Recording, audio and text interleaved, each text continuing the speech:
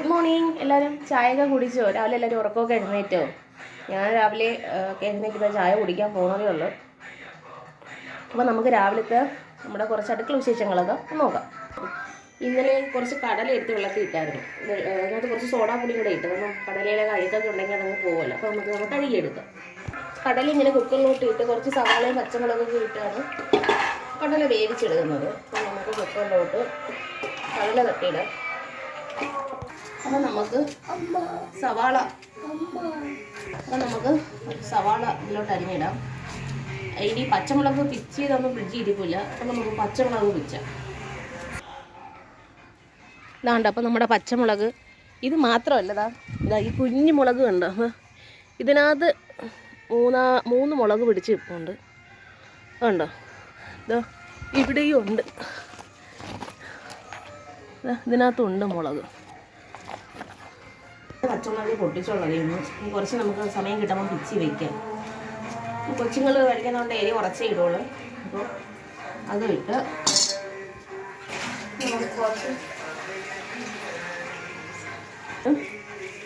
കുറച്ച് വെള്ളവും കൂടെ ഒഴിച്ച്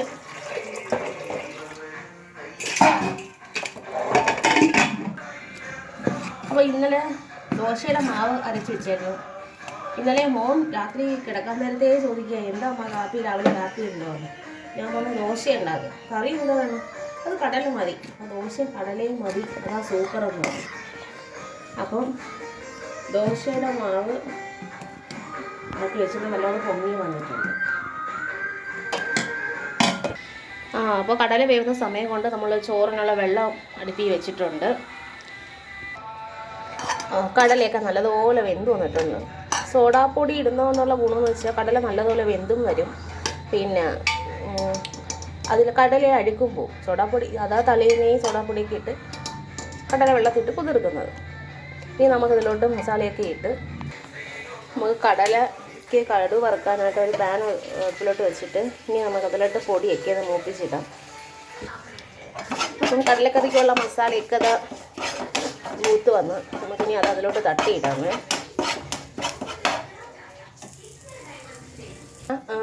കടലക്കറി ഇച്ചിരി കുറുകി കിട്ടാൻ വേണ്ടി ഞാൻ കുറച്ച് കടല എടുത്ത് ജാറിലോട്ട് അരച്ച് അങ്ങനെ പേസ്റ്റ് ആക്കിയിട്ടാണ് കടലക്കറി വയ്ക്കുന്നത്. അപ്പം ഈ മസാല മൂപ്പിച്ച് വെച്ച് ആ പാനിലോട്ട് തന്നെ കുറച്ച് വെള്ളം ചേർത്ത് അത് ഒഴിച്ചങ്ങ് വെച്ച് അതിലോട്ട് മിക്സ് ചെയ്യാം.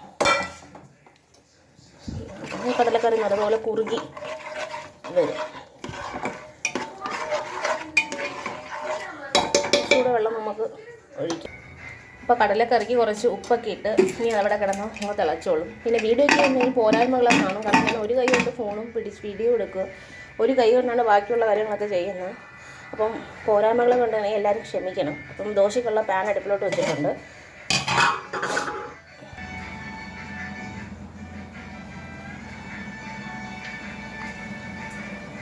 അപ്പോൾ ഇവിടെ റെഡി ആയിട്ടുള്ളൂ. ദോശ അടുപ്പിലോട്ട് വെച്ച് നമുക്ക് ദോശയൊക്കെ തിരിച്ചിടാം.